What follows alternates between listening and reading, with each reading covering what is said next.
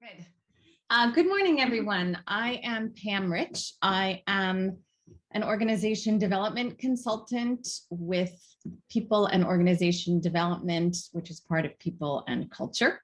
I am your moderator for this session, and I have the pleasure of welcoming everyone to Impromptu Speaking, presented by Maria Malik. Please note that I'll be sharing your bio in just a second, Maria, but I have a couple of other housekeeping pieces first. Sure. Please note that you can access materials for this session on today's live virtual conference platform within the description of this session. This session is being recorded and will be posted on our Now Conference website and YouTube channel for broader viewing access after the conference has concluded. In today's session, you will be muted. Please add questions that you have to the chat, and you can also message me directly or Marissa directly, who is our tech person, if you have any tech issues, if you wish your question to remain anonymous. There is a live closed captioning available, and please click the CC box at the bottom of the screen to allow for subtitles. Marissa Berwick is our tech person. As I mentioned, if you have any technical questions, you can email her directly. Marissa, anything else to add? Nope, I think you mentioned it. Just again, main thing is there is closed captioning. So just make sure you hit that closed captioning button if you want the subtitles at the bottom. And then again, enter any questions into the chat and we'll get those answered at the end. Great, thanks. So with that, I'm happy to announce our presenter. Prior to starting her own online coaching business, Maria Malik worked at Stanford University as a research administrator. As someone who was petrified of public speaking, Maria realized how important speaking skills are for professional and personal success. That is why she went all in on excelling at public speaking. Now she teaches other people to do the same. Maria is on a mission to help people find and use their voice. She helps corporate professionals overcome their fear of public speaking, give memorable presentations, and excel at impromptu speaking. Maria has worked with clients from all over the world, training professionals to empower themselves to speak confidently. Maria's goal for 2022 is to help 1,000 professionals find their unique speaking style and build confidence in themselves. Nothing makes her happier than seeing people speak up, especially when it matters. Thanks so much, Maria. Awesome. Thank you so much, Pamela. I'm super excited to be here, and I'm even more excited to teach you guys impromptu speaking, because if you're anything like me, you might be someone that's just very afraid of public speaking. And if you are, I do want to let you know I have my chat box open, and I would love for you to engage with me and let me know how you're feeling throughout, because I'm going to ask you guys lots of questions. So if you are someone that is afraid of public speaking, you don't know what to do when it comes to impromptu speaking, then this is going to be extremely helpful for you. So today's presentation is on the 3 steps to excel at impromptu speaking. So like I said, I do have the chat box open. So let me know if you are someone that likes impromptu speaking, you don't like impromptu speaking, do you want to do more impromptu speaking? Do let me know in the chat box, and we're going to get started right away. So I know Pamela already introduced me, but I want you to hear it from me as well. My name is Maria Malik. I am a corporate speaking coach, and I help corporate professionals overcome their fear of public speaking, give memorable presentations, and speak up in the workplace. All right, so if this is something that you are interested in, like I said, you're going to learn a lot today. And my goal really is for you guys to walk away today with some actionable items, actionable tips that you can start applying right away. So if you're ready, then let's get started. Just to let you know one more time, if you have questions, drop them in the chat box. Pamela and me, we will be talking about your questions, and I will try my best to go over as many of them as I possibly can. So let's get started. And I'm looking at some of your comments right now. A lot of people are saying they're not big fans of public speaking, and I can totally understand why. So let me ask you this now. which one are you? And I want you to tell me which one you are at work. Are you more of someone that is introverted, or are you more of someone that's extroverted? And here is how I would define both. And I want you to let me know which one you are. So introverts, they like spending time alone, and that energizes you. So does that sound like you? Introverts are also people that, what's going on with the screen? Can you guys see the screen? Because I'm not seeing anything. There you go. So introverts are mostly people that are very quiet. And I have so many people saying introvert, introvert, introvert. I hear you. I am the biggest introvert in the world, you guys. And honestly, public speaking is the most terrifying thing because of it. Introverts are also people that are more like thinkers, right? They absorb everything. If you're given information, you're just constantly processing, absorbing, and you're just like taking it all in. And because you're taking all that in, it's much harder for you to speak. So does this sound like you, or does this sound more like you? Do you like to spend time with others? And then does it energize you? So spending time with other people, being around other people, does that give you that momentum, that energy? Does that sound more like you? If you're an introvert or an extrovert, let me know in the chat box. Extroverts are also people that are mostly very talkative. Does that sound like you? Are you someone that likes to talk and you just can't wait for that opportunity to talk about your thoughts, your opinions? Does that sound more like you? I see we have a bunch of extroverts in here as well. Awesome. Extroverts are also people that are more expressive. So does that sound like you? I want you to really look at both of these because it does make a difference in how you communicate and how you are when it comes to public speaking. But the good thing is with public speaking and impromptu speaking, it's a skill that you can learn very, very easily. So I don't want you to feel like it's a talent. That's a myth. That some people just have it and some people don't. Whether you're an introvert or you're an extrovert, you can excel at impromptu speaking. I have some people saying a little bit of both. Awesome. Yep, you could be a little bit of both. Generally speaking, you do go towards one side or the other. Now, let me tell you a little bit about my own story, okay? So I always struggled to get the jobs that I wanted. I always struggled to get the promotions that I wanted, and I always struggled to use my voice. So who you are in your personal life translates into who you are in the professional world. So I was very, very quiet at home, which resulted in me being the most quiet person at school.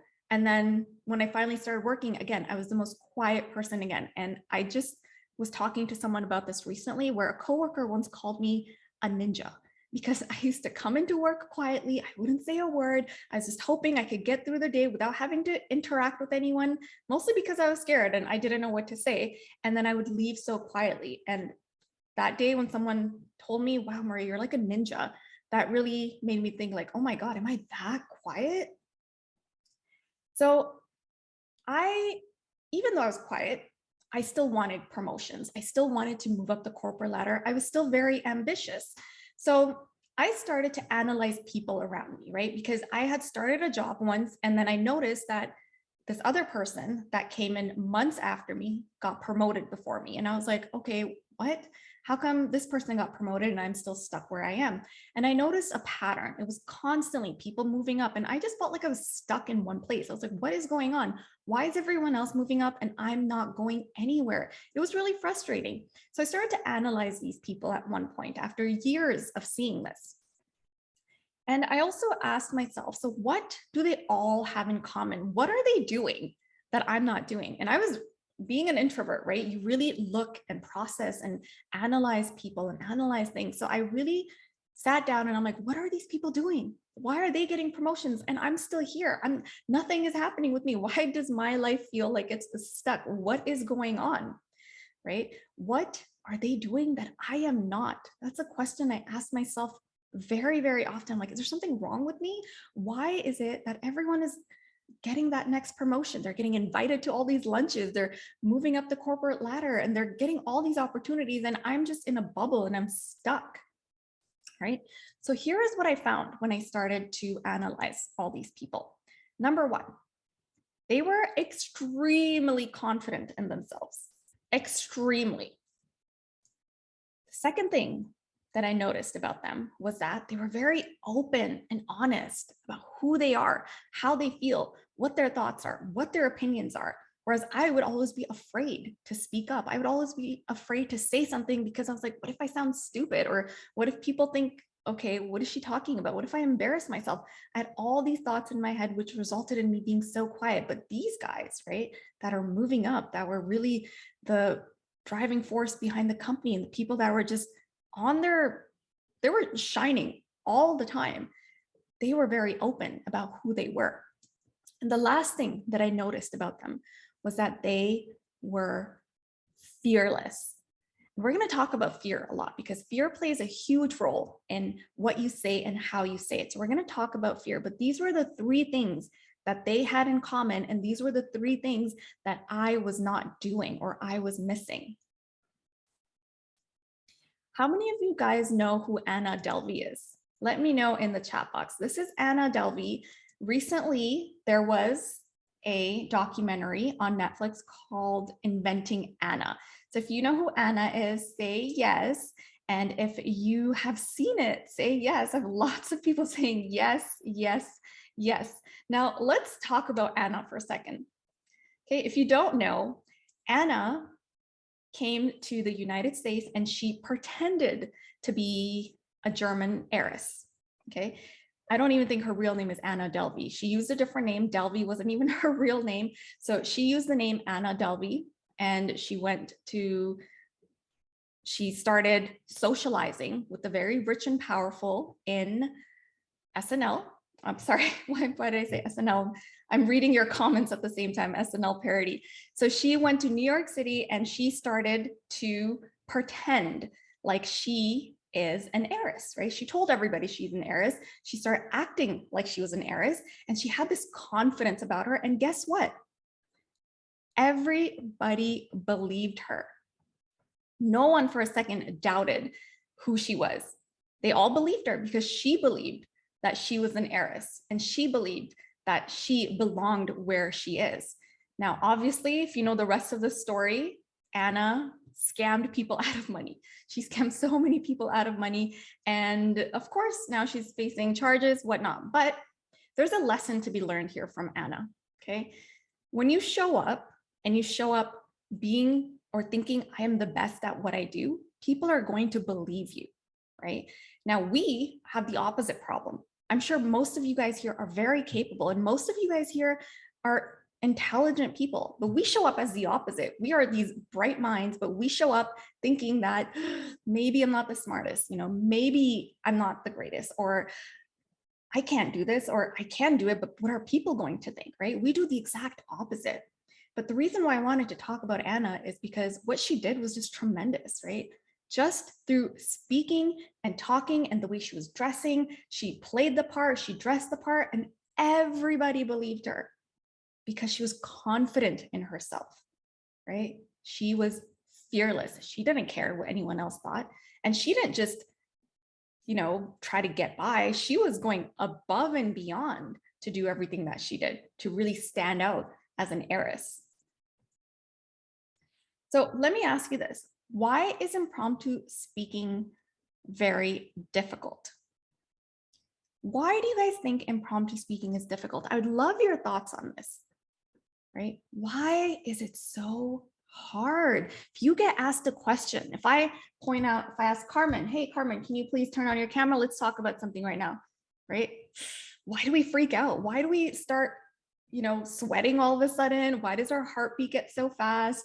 Why is it that our mouth goes dry? Why does all of that happen, right? I'm seeing a lot of you guys saying feeling judged, being unprepared, making a mistake, fear of judgment, failing. All these are great things, right? That's why it's so difficult. But don't worry, because I'm going to teach you guys today what exactly to do. Now, let's talk about the different types of fears, because I know some of you guys even just mentioned a few right now. The reason why you're so afraid of impromptu speaking, the reason why you're so afraid of public speaking or standing up and speaking in front of other people is because you have a fear, right?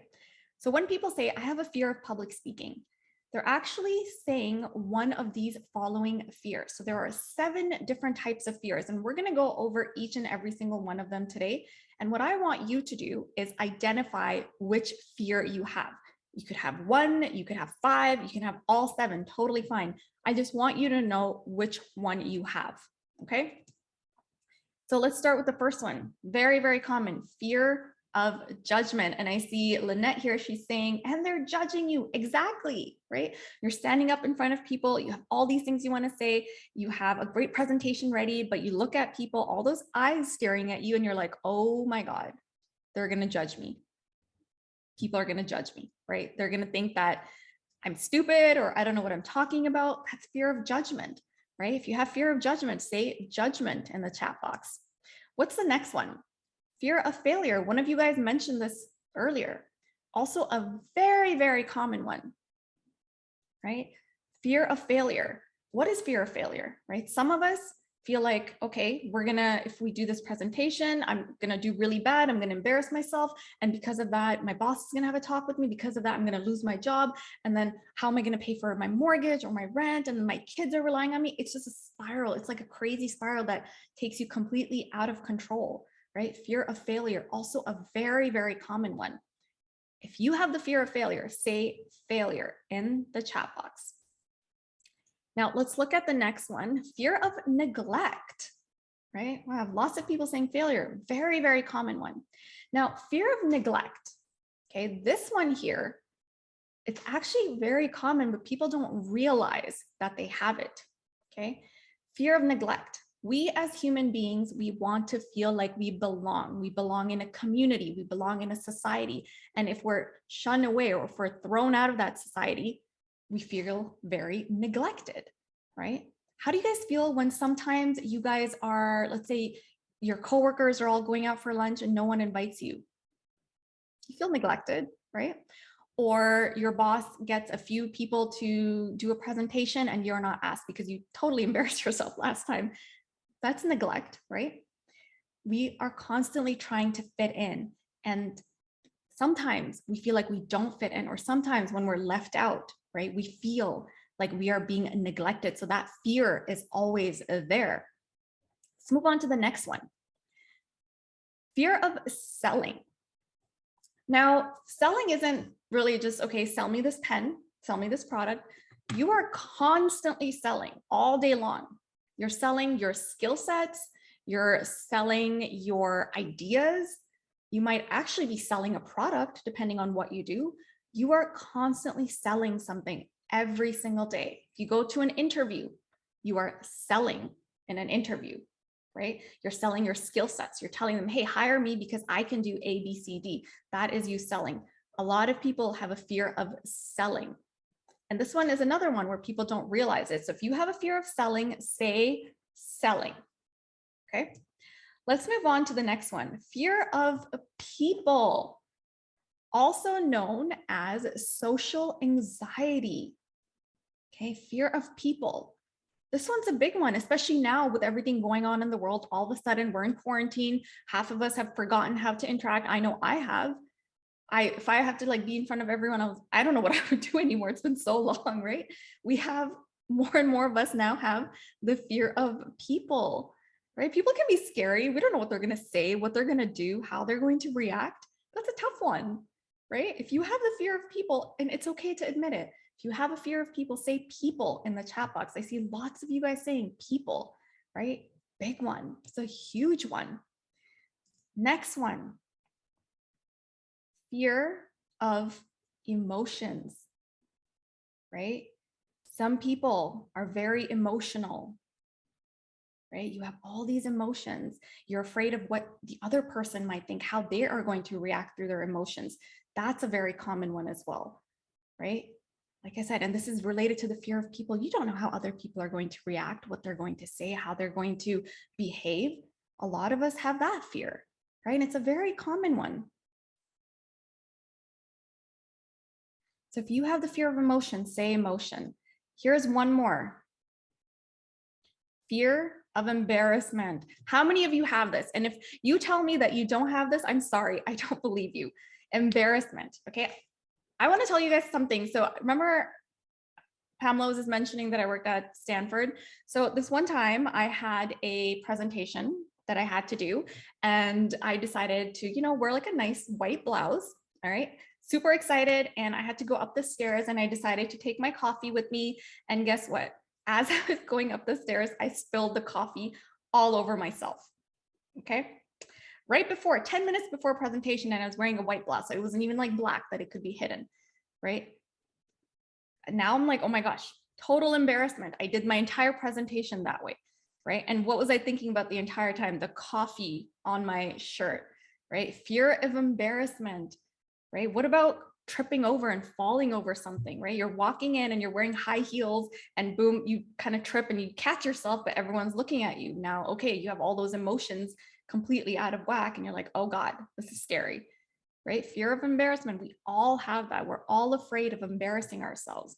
So what I want you to do, the key takeaway from this here, different types of fears, is to really analyze which fears do I have. Write them down. If you have all of them, that's okay. Write them down. All right. Now let's talk about impromptu speaking. Okay. So when you have to speak without any preparation, this is impromptu speaking. This could be a time where you are in a meeting and your boss asks you a question, or your colleague asks you a question, and you're just looking at them like, uh-oh, wait, what? You could be so prepared, you could know everything, right? But when you don't know how to say it, it's very difficult to do impromptu speaking, right? And you also have to remember, when it comes to public speaking, like I said, no matter how prepared you are, you can still mess up because your emotions take over, right? That's why we go blank sometimes. So much pressure, right? Sometimes you could be so prepared that that's too much pressure on you, and you go completely blank. So impromptu speaking. What about a time when you have to give a last minute presentation, right? What about a time when your slide decks don't work and you're like, oh God, I have to now speak without a slide deck? Now that's going to be impromptu speaking, right? So there are so many scenarios and so many cases when you have to do impromptu speaking. What about a toast? What if you're at a friend's wedding and they're like, hey, I'd love for you to get up and say a few things. Can you please do that? And you're like, oh God, okay. That's impromptu speaking. Anytime you are not prepared, you are doing impromptu speaking. So let's talk about the different steps when it comes to impromptu speaking. I'm going to teach you guys the simplest formula that you can follow, and it works every time. It works with everything. I have yet to come across a question that I have been asked that I cannot use these 3 steps. Okay, so if you're ready to learn the actual steps on what to do next time you have to do impromptu speaking, then say ready. I'm gonna wait until I hear some readies from you guys. Ready, Casey says ready, Erica says ready, Jessica, ready, ready, ready. Awesome, let's go. Ready, yes, all right, let's go. Very excited, awesome. So step 1, introduction. I don't care what type of question it is, there was always going to be an introduction, and you have to remember that in your mind. Anytime you're speaking, there's always going to be an introduction, okay? And what are you doing during this introduction? So somebody asks you a question. First thing you want to do, repeat the question. And I'm going to give you guys some examples, and we're going to put this into practice also, right? So repeat the question, number 1. Second thing you'll do is you're going to comment on the question. Okay, repeat the question, comment on the question. And the third thing you are going to do is you're going to answer the question right away. You're not going to wait. You're not going to add in fluff. What happens when you start speaking so much and you don't know what to say? Then what happens? You forget. What is the question again? What am I saying? You go completely off track, right? Answer the question, and then you can give your examples, your stories, all of that stuff. But during the introduction, you're going to repeat the question, comment on the question, answer the question. So let me give you guys an example, okay? Let's say somebody asks you, or your boss asks you, or just in conversation, someone says, so what are some qualities every leader should have? So what am I gonna do? First thing, repeat the question. Okay, so what are some qualities every leader should have? The reason why you're repeating the question is because number 1, you want to make sure your brain processes the question. And the second reason is you want to make sure that you're giving yourself that extra little bit of time that you need to come up with a better answer. And repeating that question is going to do just that. Okay. What's the second thing we're supposed to do? Comment on that question. Wow, that's an interesting question. I've never really thought about that before. Or actually, I was just talking about that with Melissa here. Or, wow, that's such a difficult question. I've never really wondered about this before, but I'm glad you asked, right? You're commenting on the question, and this is all part of your introduction, right? And then the third part, you're going to get into the answer. So the three qualities that I think every leader should have is A, B, C. Okay. So we're going to talk a little bit more about ABC in just a minute, but this is, again, the introduction. You always want to do this. Repeat the question. You're going to comment on the question, and then you're going to answer the question right away. Do not wait till the middle or the end. Get right to it. Be very clear and concise. Okay. Let's move on to step 2. And remember, we talked about ABC, or point 1, 2, and 3. So your structure is very, very important. We already talked about the introduction. Everything has an introduction, right? It doesn't necessarily have to be, hi, my name is Maria. You don't have to do that every time, obviously, but always know there is an introduction. There is going to be an introduction, okay? Then you're going to go into your points, right? So after you repeat the question, after you comment on the question, you're going to answer the question. So point 1, point 2, point 3. So let's put this into practice one more time. So what are the qualities that I think every leader should possess? That's actually a great question. I was just thinking about that the other day. And for me, the qualities that every leader should possess is, number 1, I think every leader should be empathetic. Number 2, I think every leader should lead by example. And number 3, I feel like every leader should have good communication skills, right? You get right into it. You don't wait around. And we're going to talk a little bit more about this. The last part of your structure is your outro. Just like your introduction, every time you speak, there is going to be an outro. And we're going to talk about the outro in a lot more detail, because I know how most of you guys are. I was like this. As soon as someone would ask me a question, I would just answer, and then I'd be like, okay, bye, gotta go. Like, don't talk to me anymore. That's it. I'm scared, right? That was me. And if you feel that way, where you just can't wait to stop talking so we can move on to something else, then say yes, right? Say yes. But because of that, we rush through and we don't get the last point across. But we're going to talk about the outro some more, okay? So before that, before we get into the outro, I want to talk to you guys about the rule of 3. So there's a reason why I said give 3 points, point 1, point 2, point 3. Okay. This is called the rule of 3. And it's all around us. Look everywhere. It's everywhere, everywhere. For example, stories, 3 little pigs, religion, Trinity, right? Public service announcements, stop, drop, and roll.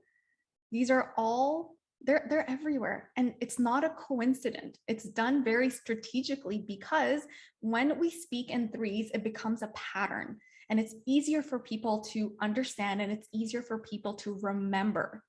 Okay. It's also, it becomes a rhythm. So when you're listening to it, the person that's listening, it's very easy for them to follow along what you are saying.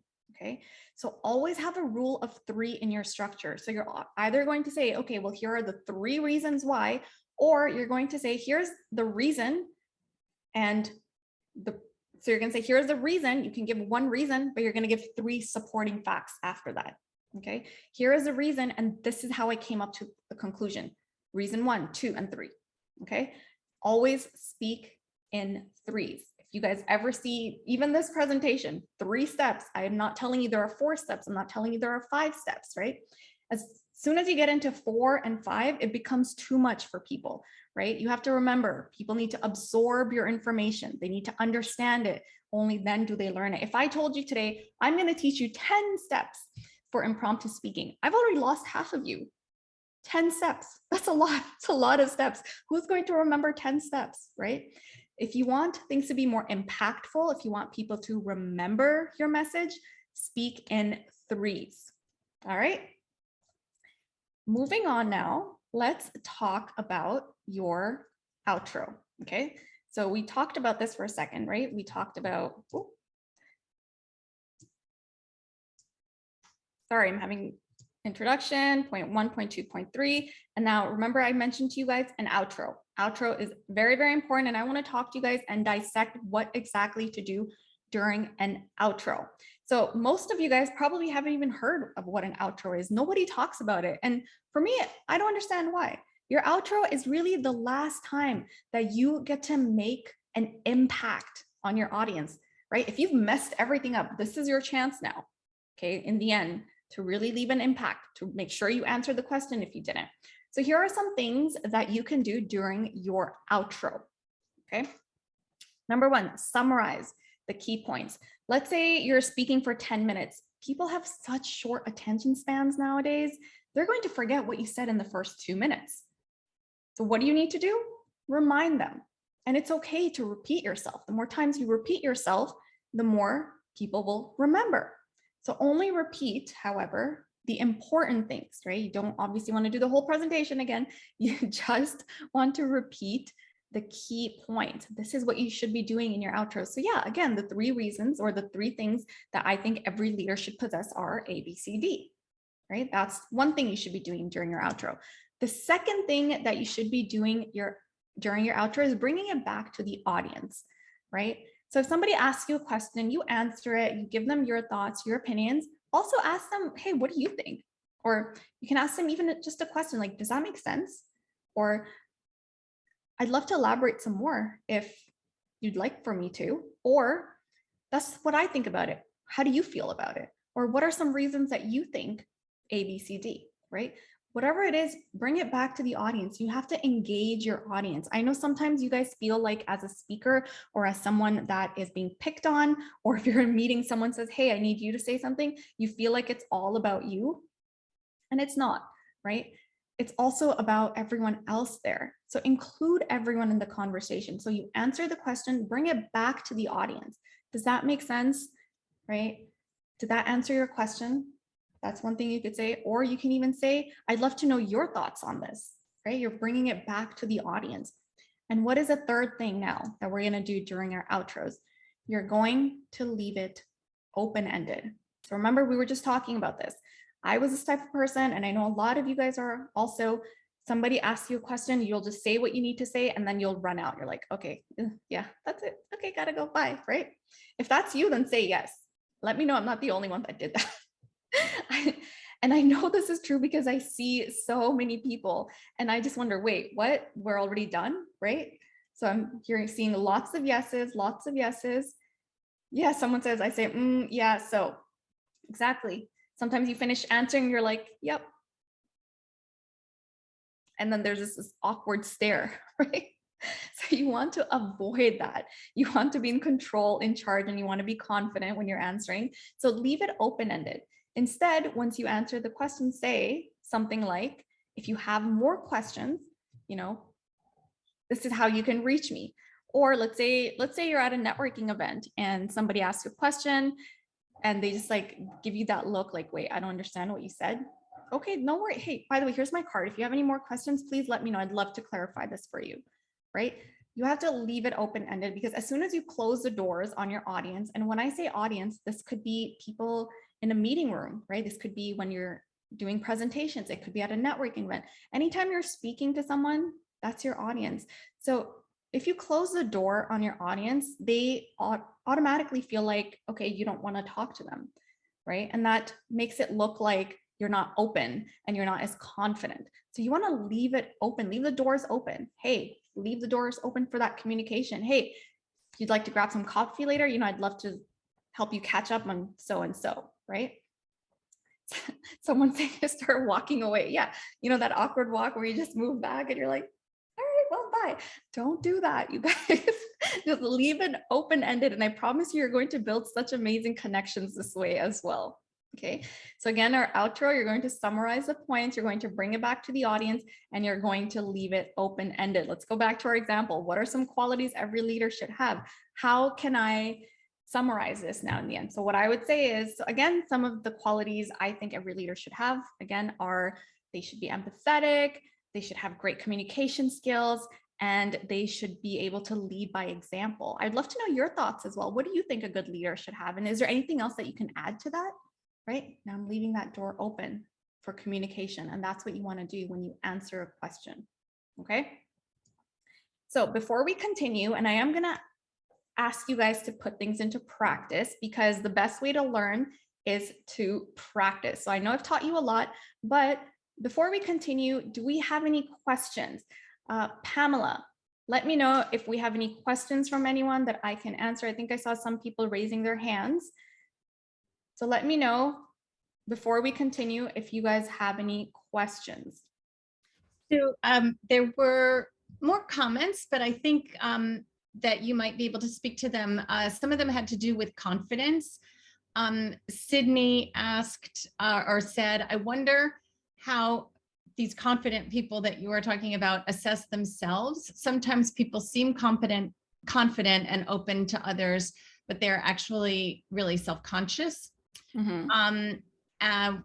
Vandana said, how do you balance confidence and cockiness? Okay. And there was another comment from Walter who said, I can't help but wonder how much systemic privilege and inequity play into people's ability to speak up publicly or otherwise. Collective expectations and assumptions are different depending on the individual. Okay, let's talk about confidence and cockiness, because I think that's a really good question. So when you're confident in yourself, right? First of all, a confident person is someone that knows exactly who they are, what they're good at, what they're not good at, right? That's a confident person. And a confident person is always someone that's open to other people's opinions, right? They are more than happy to include everyone. If you're shutting off people and you just want to do all of the talking, that's not being confident, right? Remember, it's not all about you, right? You're a big part of it, but your audience is just as much important. So in order for you not to sound cocky and not to be cocky, right? Sometimes we don't know, we might be doing it accidentally. So in order for you not to be cocky, you want to make sure that you're including other people around you, right? You're getting other people's thoughts, you're getting other people's opinions. So I think that's very, very important, because as soon as you become cocky, people don't like that. And I'm sure you don't want to be a cocky person either, right? So that's just kind of a little bit on confidence and cockiness. But I think the other question was about, just how, like, if you're in a meeting, for example, and all these people are speaking, like, how do you get your word in, right? So it is hard. And what I want to say to you is, when you go into meetings, and if you're the type of person, and if you've experienced this, let me know. If you're the type of person that you're thinking something and you're kind of preparing yourself because you're kind of afraid. So you're preparing yourself. You're like, okay, I'm going to say this. I'm going to say this. And then boom, somebody else says it. And you're like, oh man, that's too late. Like, I was just thinking that I should have said it, right? If you've ever experienced that, say yes, because I used to experience that all of the time, right? So what you want to do in this case, right? If you are someone that does that, you want to speak up in advance, speak up earlier. Instead of thinking about it, just say it, right? Actually, I have a question. I'm not sure about this, right? Don't wait. When you say things earlier on, what ends up happening is that you get a lot more calm and you're more inclined to participate a little bit later. And let me tell you guys, or share a little study with you guys. So studies on public speaking actually show that it's those first 10 minutes that your nerves are completely out of whack, right? So and it's 10 minutes from when you start speaking. If you're in a meeting, it's a half-hour meeting and you don't start speaking halfway in, that's when your 10 minutes start, right? But now what's the problem? You've already missed half of the meeting and now you only have the second half left to really speak and leave an impact, right? So you want to start speaking up early, start that clock early, 10 minutes. Okay, let's get those 10 minutes started, because after those 10 minutes, your nerves will settle. You'll be able to think more clearly. And because of that, you'll be able to speak better, right? Majority of the time, the reason why you can't think of something or you don't know what to say or how to speak is because your nerves are kicked in and they're just, it's too much, right? So you have to calm your nerves. That means start speaking early, start that clock early so that it's easier to speak throughout. Okay. Pamela, was there one more question? There have been a couple. Carmen has her hand raised, and then there are a few more questions after that. Sure. Hi, Maria. So I was thinking about, some experiences that I have in meetings and with impromptu speaking. And I deal with a culture where folks speak on top of each other or louder than one another. So lots of interruptions. So how do I get my points across when I'm dealing with that type of culture? Perfect. So here's the thing, right? When stuff like this is happening, people are speaking up against each other. What you want to do is you want to stand out, and you want to do that by politely interrupting, right? And that means saying something like, I'm so sorry, I was almost done. Can I just finish this before we continue? Right? You have to sometimes let people know, hey, I'm not done. Like there's more that I need to say. But the key is to do it politely, right? So if I ask you, hey, is it okay if I do this? What are the chances of you saying no? Very low, right? But if I tell you I'm going to do this, you're going to get defensive and you're going to say, wait, no, hold on, right? So the best thing to do when you're speaking, when you're trying to get in there and you don't want to interrupt people or other people are interrupting, be vocal about it, right? But say it politely. If it's okay, can I just finish on this topic before we continue? Say that once, and every time you speak now, people will have that perception like, okay, wait, she's not done. Let her finish, right? So do it politely, but point it out. Say, I'm not done yet. I'm almost done. Can I finish this before we continue? Or sorry, I just wanted to add in something here, right? As long as you do it politely and you ask them, is it okay if I continue? No one is going to say no, right? Chances of someone saying no are very, very minimal. Okay. There was just a quick question to follow up with that about, can you give an example without saying I'm sorry? Okay, without saying I'm sorry. Absolutely. So I'm Canadian. So which is why sorry comes to me first. That's always the first thing I say. I'm sorry. I'm sorry. Even though it's not my fault. I'm like, I'm sorry, but I know what you mean, right? Instead of saying I'm sorry, you can say I apologize, right? You can say that, or you can say, excuse me, actually, right? And it's also your tone, the way that you say. If I was like, excuse me, that's very different than excuse me, right? So you can say, some of you guys are making fun of me now as a Canadian, and it's okay. I make fun of myself all the time. But as I was saying, right, you want to say, I apologize. You can say, excuse me, but watch your tone. Majority of the way that we communicate is through body language and tone. So if I was like, excuse me, right, with that tone and my arms crossed, it's very different than me saying, sorry, or sorry. See, I said sorry again. It's very different than me saying, excuse me, right? Two very different things. People are picking up on your tone and they're picking up on your body language. So watch your body language, make sure it's nice and open. You're not crossing your arms, or you're not, doing something like this and making those facial expressions. Your tone and your body language. Okay. It's more important than you actually saying I'm sorry or I apologize. Okay. I love that some folks are doing some coaching in the chat, so I think that's great. There were two questions about kind of what happens, or what do you do when you get those physical reactions? Allison, no, it was Aisha wrote, how do you combat physical stresses with speaking to groups? And Rachel said, if you have trouble with public speaking because you get shaky, racing heart, sweaty, etc. She recommends asking your doctor for propranolol, which is a blood pressure medication. Oh my gosh. Anyway, something better. Anyway, maybe you'd have some other tips for us, Maria. Yes, actually, I'm glad you guys asked, because I have this trick that I like to teach people, and I want you guys to actually try it right now with me. So when you are nervous, right, one of the first things that happen is that your mouth goes dry. And what do? We're always like reaching for water, right? Okay, let me drink water. That's going to help. Or you start to get sweaty, or you start to shake, right? This is all your nervous system, right? So it's very important for you to calm your nervous system before you continue. All right.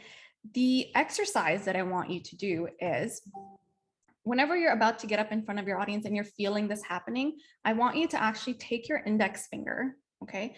Take your index finger and you're going to press it up against your lips, okay? When you do that, do it right now. And I want to ask you guys, like, what are you feeling when you do this? When you do that, what ends up happening is that your mouth starts to produce more saliva, okay? When your mouth produces more saliva, it tricks your nervous system into calming down, okay?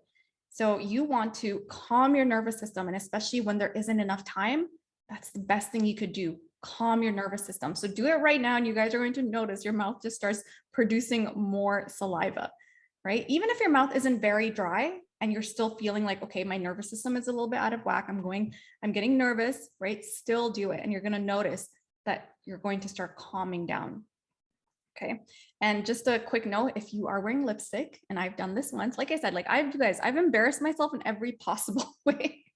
So what you want to do if you're wearing lipstick, just make sure you wipe off the lipstick, because I did that once. And then throughout the presentation, I touched my face and I was wearing red lipstick of all things. And I had red lipstick marks all over my face. So yeah, just make sure you wipe off any lipstick. Okay. But last thing about this, you need to calm your nervous system, right? You could be so prepared, you could know everything, but if your nervous system is not calm, then it's going to be very difficult for you to continue. Calm your nervous system first. That should be number one. Okay. So I hope that answers your question. Pamela, should we continue? And then maybe we can take some more questions after? Sure. Great. So I do want to continue because I have a couple of practices that I want you guys to do. So I would love to do an impromptu session with you guys. So I do this with my clients once a week. I used to do it just once in my program. People loved it so much that I started doing it every single week. So what we are going to do is I'm going to ask for a volunteer. Okay, and I'm going to make the first one very easy. So I'm going to ask you a question, and we can use the question, the qualities that you think every leader should possess. Okay, I'm going to give you 2 minutes. And yes, 2 minutes, because I want you to have your introduction. You guys know what to do now for introduction. I want you to give me 3 points, and then I want you to give me a proper outro. Okay, so I'm going to give you 2 minutes to do that. So first of all, do we have any volunteers? And you already know the question. So the first one is easy. I think Carmen raised their hand. Can we get Carmen on the line? Yes. Hi, Carmen. Hi, Can you hear me? I can hear you. Yes. Awesome. Carmen, so I'm going to put on Okay. my timer. Okay. So Okay. you already know the question. So we're going to make the first one easy because you volunteered, and thank you so much for volunteering. So you're going to have 2 minutes to speak. Okay. And when you have 30 seconds left, I'm going to actually say 30 seconds. So I'm actually going to interrupt you because this is something we need to get used to while we're speaking. You get interrupted. You have to start getting used to that too. You're going to get interrupted. You might have your kids running around or someone else speaks over you, right? So I'm going to let you know 30 seconds. 30 seconds is for you to know also that, hey, I got to start getting into my outro now. Okay. So I'm going to ask you the question. You're going to have 2 minutes. When you hear the buzzer, that means, okay, the 2 minutes are done. And for everyone else that is listening, I want you guys to put down in the comment section what you hear from everything that I've taught you today. Okay. Everything that we've talked about. I want you guys to comment and say, oh, there's the, she repeated the question. She did this, or she commented on the question. Okay. So Carmen, are you ready? Yes. Awesome. Again, thank you so much for volunteering and going first. It's hard, right? Going first, but you're going to do amazing. I know. So Carmen, your question is, like we just said, what are the 3 qualities that you think every leader should possess? Your 2 minutes start now. What are the 3 qualities that a leader should possess? It's a great question. Something that I've thought about often, actually lately. The 3 qualities would be 1, be positive, have a positive attitude. 2, relate, be a relator, relate with one another and others, and a lifelong learner, be a lifelong learner.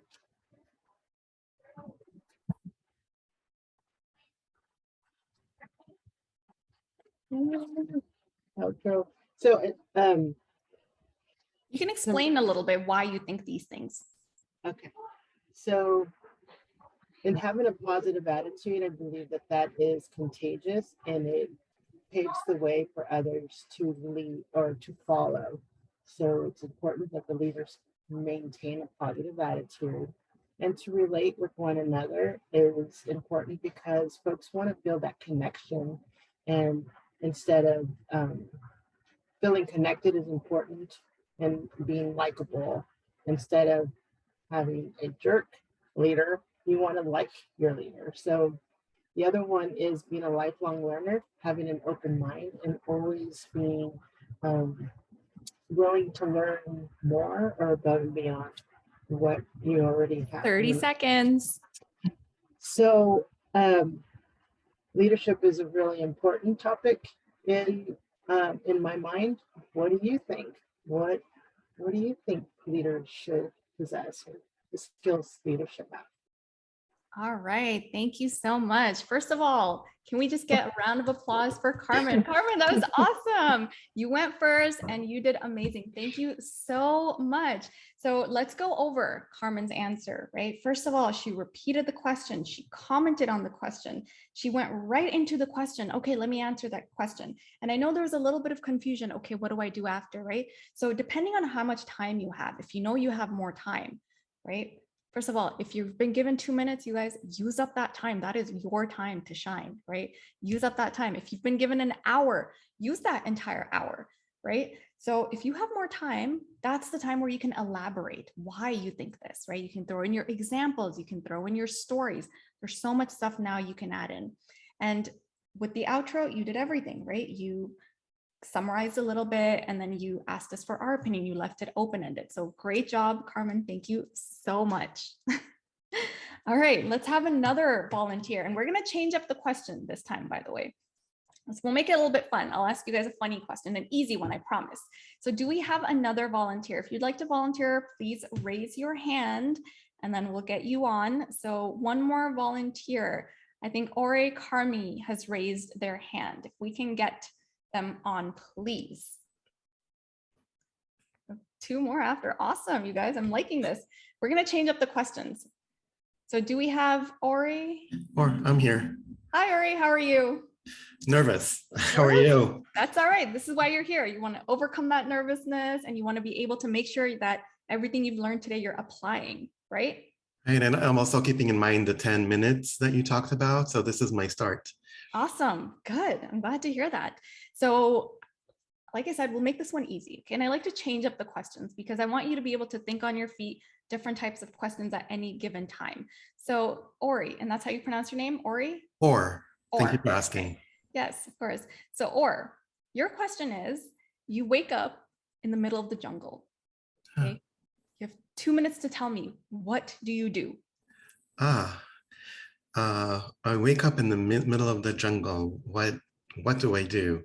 That's a really provocative question, and one that's right up my alley, because it might depend on the time of day, but definitely the first thing I would do is listen to the birds and see if I can identify any of them, which I probably would not be able to do because I've never been to the jungle before.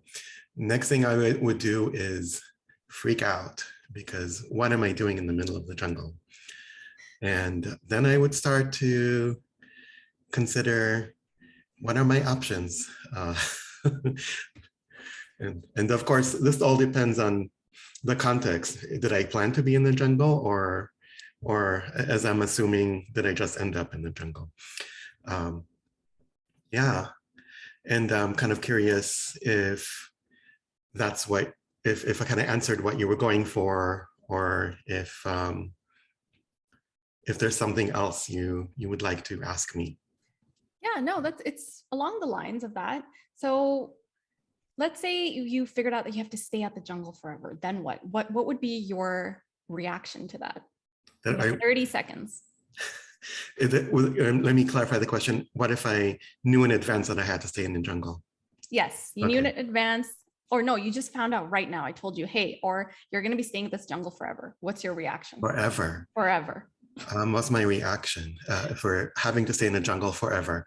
Well, 3 things. I want to say goodbye to my family and see if there's any way I can keep in touch with them from the jungle, and then plan how to be happy in the jungle. Does that cover it? There you go. Awesome. Thank you so much, Or. Let's talk about your answer for a second. You repeated the question, you commented, you got right into it, you didn't wait. So I really like that. And this is a great example of what you want to do. So awesome job with your introduction. Your structure was good. We could work on it a little bit, right? You could say, well, the 3 things that I would do, or the first thing I would do, right? You can either say first, second, third, 1, 2, 3, A, B, C. Just make sure it's consistent, because a lot of times people will start with first thing and then B and then lastly. So as long as it's consistent, right? So that's the best thing you could do. Have 3 reasons, or the 3 things that I would do, or the 3 ways that I would react, 3 things, right? That's a great way to make sure that you stay on track and you're not speaking too much or you're not speaking too little. Okay. And Thank then you. I liked your ending, right? In the ending, you asked me, you're kind of clarifying. Does that answer your question the way that you asked me? Like, I hope that's what you meant, right? So great job, Aura. Thank you so much. Again, round of applause for Aura. Thank you so much. It takes a lot of guts, you guys, to get up and speak up in front of a lot of people. So very happy. Let's take one more person. So let's see. I think we have, I'm seeing Yahya here. Yeah. Yahya, how are you doing? Good, how are you? Good, good. So Yahya, let me ask you this first. Do you have any pets? I do not. Do not. Okay, maybe even better. So Yahya, your question is, who do you think would rule the world better, cats or dogs? Your 2 minutes start now. Who do I think would rule the world better, cats or dogs? Personally, I believe cats, just because of everything cats do seems calculated, from when they get food to how they play. Secondly, to rule so many people, you can't have people cuddling up to you. Kind of need a slight fear factor, and cats scare me personally, so I feel like that's another thing. And thirdly, it's I'm gonna pull in big cats with this too, and they seem to be very strong and powerful as well. So yeah, I guess I'd ask you the same question. If you think I missed anything, I'd love to hear your point of who do you think would rule the world better, cats or dogs? All right. Thank you so much, Yaya. Okay, let's analyze your answers. So I like that you went right into it. You repeated the question, you even commented on it. And I like that you got right into it. You were like, okay, I'm not going to waste time. This is what she's asked me for. So let me get right into it. That was great. The only thing I would change is you did have 2 minutes, right? Remember, you guys, take up time. If you have 10 minutes to speak, take up the entire 10 minutes. If you have an hour, take up the entire hour, right? So I would have loved to gotten maybe a little bit more examples from you. You can even say, here are the 3 reasons why I think cats would rule the world. Number 1, they're very, whatever you think they are. Number 2, number 3, and then gotten into the outro. But I do like that during your outro, you did say, okay, well, what's your opinion, right? What do you think? So that's great. You always want to bring it back to the audience. So good job with that. Okay. Thank you so much. Yeah. Thank you. How about we do one more? I want to do one of a little bit more of a professional question. This question, the reason why I'm throwing these at you is because I'm trying to show you guys that you can use this format for pretty much anything. So let's have one more person, and then we have to move on to the next thing. Okay, so we have our Harumi. Can we please get her on? Can you hear me? Yes. Awesome. How are you doing today? Good. Great. So I'm going to ask you same thing. I'm going to ask you a question. You're going to have 2 minutes, and when 30 seconds are up, that means that, okay, you have to start wrapping it up now. Okay. Okay.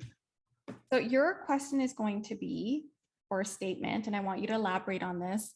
If you got promoted tomorrow, okay, and your boss asked you to stand up and say a few words to your fellow teammates, what would you say? 2 minutes start now.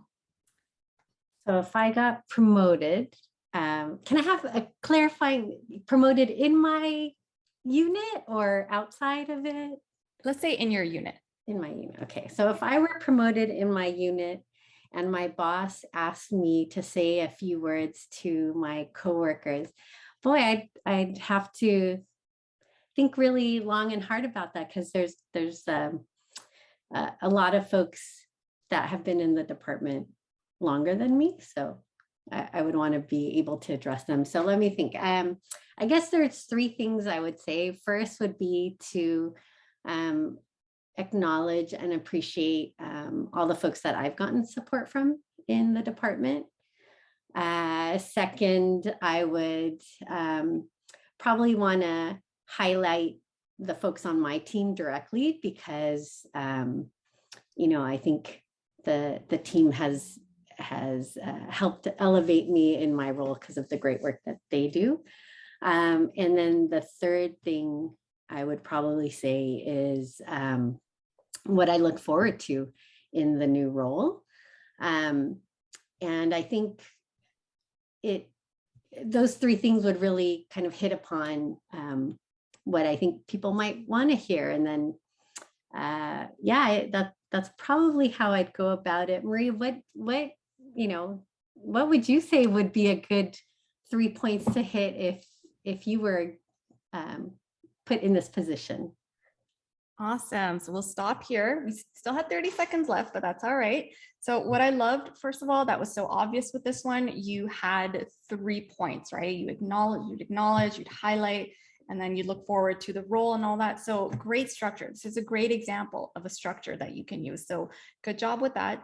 I really like, these are some other things that I haven't really talked about, but I like that you were using your body language, right? I could see your hands moving a little bit. And just a quick tip for you guys, when you're online, be far enough that people can see your hands, right? Have a few inches above your head. So I like that I was able to see a little bit of your body language. And Yahya, I didn't mention this to you, but you also had very good body language, and body language is very important. But coming back to you, Harumi, I also liked your outro, and I want you guys to start practicing this, right? Start practicing asking people for their opinions and commenting towards the end and summarizing. So again, these are the reasons, right? These are the reasons, or this is what I would say, but I'd love to get your opinion on it too. Okay. So just when you're ending, try not to end so abruptly, just not with one question, kind of ease into it. Okay. And there's so many things you could do. We talked about 3, right? You can summarize, you can bring it back to the audience. You can also thank the person. Thank you so much for this question. Okay. Then you would have taken up the whole 2 minutes by doing that. Okay. So thank you so much, Harumi. Very, very nice of you to volunteer. So you guys, we are going to move on because I have one more thing that I want to teach you guys. So let's move on to that. And then we're going to talk about it some more. So elevator pitch. You guys have a networking event coming up after this, right? I think you guys have lunch and then a networking event later. So I want to teach you guys how to develop your elevator pitch. Okay. And the reason why this is so important, you can use an elevator pitch almost anywhere. And just to let you know, in case you don't know what an elevator pitch is, an elevator pitch is, you have to think of it this way. Let's say you're in an elevator and then the CEO of the company, or, a hiring manager or someone you've been waiting to meet comes into the elevator and the door closes. You have just enough time between when the doors close and the doors open and one of you leave to tell the other person who you are. So it should not be more than 30 seconds, right? That should be really your max. So you want to either start a conversation with them or you want to exchange some sort of information, right? That's why an elevator pitch is so important. But of course, you can use your elevator pitch almost anywhere. You can use it in a networking event like you guys have coming up. So by the time you leave, I want you to have your elevator pitch ready. And I want to tell you guys a quick story of a time I wish I had used an elevator pitch. So when I worked at Stanford, there was a conference going on and Bill Gates was presenting. This was in the same building that I worked at. So I was on my way I was just taking a break, walking around, and then I felt a little bit of a tap on my shoulder and I turned around and it was Warren Buffett, right? And I was like, oh my God, right? I almost got like starstruck because he's almost like a celebrity to me. So he asked me, he's like, hey, excuse me, ma'am, can you please tell me how to get to the conference where Bill Gates is presenting? And I was like, yeah, sure. So we walked down the hall and it was a long hall. We went down 2 flights of stairs and then we had to come back through the hall, right? And what did I say to him this entire time? What do you guys think? What did I say to Warren Buffett? Any idea? Any thoughts? I literally, and you guys got it, I literally said nothing. I was quiet the whole way, right? The entire way, not one word, because I didn't know what to say. It's like, oh my God, what do you say to Warren Buffett or someone that, you're like, oh my God, I'd love to meet this person. What do you say? The least I could have done was introduce myself through an elevator pitch, right? The least I could have done. So to prevent anything like that from happening for you guys, where you meet somebody you've been wanting to meet, or you meet someone you're like, wow, I'd love to stay in touch with this person, I want you guys to develop your elevator pitch, okay? So let's start. Very, very simple formula to follow when you are developing your elevator pitch. Number one, who you are. You have to tell me your name, okay? If you're gonna have your elevator pitch with me, what is your name? First thing that should come out of your mouth. Second thing, what do you do? And I'm gonna show you guys an example and we're gonna put it into practice. So who you are, what you do, and then what you want to do. And this is what's really going to make you stand out, right? This is that time, again, this is like that outro, right? You have your intro, you have your points, and then you have your outro. Always think of it that way when you're speaking, right? So what do you want to do? Your last chance to make that impact on people, right? So let's take a look at an example, okay? This is a made-up example. I don't work at Facebook. So here is an elevator pitch that I can use, right? Hi, my name is Maria Malik. I'm a project manager at Facebook based out of New York City. I specialize in marketing and I've learned a great deal through my 10 years here. I grew up in Ohio and I'm looking to relocate closer to my roots and join a family-friendly firm. Okay, simple. Very simple, under 30 seconds. I have my name, what I do, and then what I want to do. Does that make sense to everybody? Your name, Maria Malik, I'm a project manager, right? What I do, I'm a project manager at Facebook based out of New York City. Look at all this information I'm giving that person in just one sentence about me, okay? And then what I want to do. I grew up in Ohio and I'm looking to relocate closer to my roots and join a family-friendly firm. Okay, so I want you now to develop an elevator pitch. Okay, and I'm going to ask for some volunteers, right? I'm going to ask for some volunteers. But before we do, a quick tip for you. Do not deviate from your personal speaking style. Okay, it's very easy for us to admire other speakers and think, I want to speak like this person. This person does this, and they have their hair like this, and they do this with their hands. Always keep it natural. That's the best way. Always, always be yourself, right? Do not deviate from your personal style. If you're funny, be funny in your elevator pitch. If you're a more serious tone person, have that same serious tone. If you are someone that is just naturally, energetic, bring that energy to your elevator pitch. Do not deviate from your natural speaking style. And lastly, sprinkle your personality into the mix. People will remember you, and your personality is so unique. No two people are alike. And the chances of you being remembered by someone, right, especially at a networking event, is if you showcase your personality a little bit. Okay. So, any volunteers? And I'm going to let you know if we need to edit it or it looks good. Any volunteers? All you have to do is raise your hand and tell me your elevator pitch, right? Again, you guys have a networking event coming up. I want you to be able to use it during your networking event. So any volunteers? Give you guys a second. Any volunteers to go ahead and tell me your elevator pitch? Come on, folks. Oh, there you go, Leah Ahmadi. Can we get Leah on, please? Leah, thank you so much for volunteering. Yeah, a little nervous, but that's okay. That's all right. And you know what? Being nervous, it's okay. It means that you're serious about this. If you're not nervous, then there's a problem, right? So nervousness is never a bad thing, you guys. It's a good thing. Okay. So thank you so much, Leah, for volunteering. So Leah, you are going to tell us your elevator pitch. First of all, I want you to tell me who is someone that you hope to meet. It could be a celebrity. It could be, someone in a senior level role, a C-level executive. Who is someone that you would want to bump into? my goodness. Well, I work in advancement, so it could be fun to meet like a longtime donor to our college Okay. that has made transformational impact, something like that. Perfect. Do you mind putting up the structure? Just Yeah. okay. Of course. Do you want this or do you want Yeah. this? I think that's just great. That's Good. Okay. Yeah. All right. So Leah, tell us your elevator pitch. Okay. So my name is Leah Ahmadi, and I am a director of development at UC Berkeley's College of Engineering. I specialize in frontline fundraising and leadership annual giving.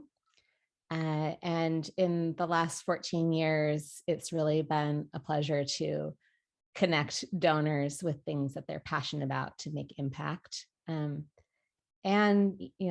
looking to the future, I grew up here in the Bay Area and really feel that UC Berkeley is a great place to grow. And I would love to increase my impact on behalf of the university by helping to make transformational gifts. Awesome. Perfect. That was great, Leah. I wouldn't change a thing. You told us who you are. We got your name. We got a little bit about what you do, which is amazing. And then you told us, so looking into the future, this is what I want to do. Great example. That was perfect. Okay. So I wouldn't even change a thing. Like I would say, use that. That is great. And the only thing that I would change, and this is again, now I'm getting into other things and I'm a coach, you guys, so I always have to point everything out, but try not to look up when you're speaking. Okay. So when you're speaking, always look the person directly in their eyes. Okay. Yes. Or you look side to side. I know sometimes we have to think about what's the next thing I'm going to say, right? So try not to look up and try not to look down. Avoid both of these. Instead, just look side to side when you need to. Look at one side, come back to the middle, and then look at the other side. Okay. That's really helpful. Thanks so much. Of course. Thank you so much for volunteering. Let's have I think we have time for 2 more people. Is there anyone else that would like to practice their elevator pitch with me? And then we'll take some questions. Let's have one more person. All right, Sylvia Chan. Can we get Sylvia on, please? Thank you so much for volunteering. Sylvia, how are you doing today? I'm doing well. How are you, Maria? Good, good. So Sylvia, we would love to hear your elevator pitch. And again, who you are, what you do, and what you want to do, all in under 30 seconds. 30 seconds. 30 Okay. seconds. No pressure. Okay. Hi, good to meet you. My name is Sylvia Chan Lopez, and I'm an HR business partner at the UC Office of the President. In my role, I help drive people and organizational success by coaching my clients throughout the employee life cycle. I came to UC after 2 decades in private sector, primarily in global software and global enterprise software. And as a proud alumna of UC Berkeley, I want to build organizational capacity at UC by bringing my career full circle back to UC. Awesome. Thank you, Leah. So you told us who you are, or Sylvia, sorry, who you are, what you do, and what you want to do. The only thing that I would change a little bit here, Sylvia, is tell us why you want to do that. Okay? And I think that's something a lot of people typically miss. I want to do this, but just tell us because this. Okay. Okay. No worries. So add in the because. But you don't just want to say, I want to change the world, right? You want to say, I want to change the world so that we can do this. Right. So just add that in the end, and then it's perfect. Great. Okay. Thank you so much, Sylvia. Thank you. Can we get one more volunteer, you guys? One more. See how easy that is? Very, very easy, right? One more volunteer, and I promise I'll let you guys go after. All right. We have someone that raised their hand. I can't see your name. So, Melissa. It looks like CJ. Yes. CJ, can we get your name Yeah, first? my name is Carolyn. Carolyn. Awesome. Carolyn, let's hear your elevator pitch. Okay, so Very simple. Start with your name. hi, my name is Carolyn Chi, and I'm an aerospace engineer. I put space things into space to go to various planets, so interplanetary probes and satellites. I specialize in thermal engineering for all the space satellites that I do. And what I want to do is have a successful launch of one of my satellites. Awesome. All right. So that was great. Only thing, again, I would add on is why. Why do you want to do that? Okay. So make sure you add it on. Don't forget your why, you guys. I am looking to do this because, or I want to do this because. Always make sure you're adding in your because. Otherwise, that was great, Caroline. Thank you so much. I know we are running out of time. So I just want to, first of all, thank all of you guys so much, especially everyone that volunteered. I hope you guys learned something. And if you did, I'd love to invite you to go ahead and connect with me on LinkedIn. I go live at least 3 times a week where I'm constantly teaching you guys stuff. If you found this interesting, do connect with me. Just type in my name, Maria Malik, and it should come up. I'm very excited and very, very happy to connect with you guys and talk to you guys more about everything you learned today. Okay, Maria? thank you so much. I'm gonna pass it over. Yes? I Pamela? just have one comment. There were a few extra questions that we Sure. didn't get to. Can people contact you outside of this if they have questions to follow up? Absolutely. Send me a DM, you guys. I hang out on LinkedIn 24/7. Go ahead and add me so that I get your message, and send me your message, and then we can talk about it then. I'll probably send you a voice note. Okay, I'm like infamous for doing that. So send me a question if you have anything that was unclear. I'd love to clarify it for you. Okay. And Marissa, I think you have the information for the evaluation for this session. These are Yes. super helpful for us planning for next year and finding out what worked for you and what you'd like to see different. Thank you so much, Maria. This was lovely. Of course. Thank you so much for everyone that attended. I hope you guys learned something, and stay in touch with me. Okay. Thank you. Bye.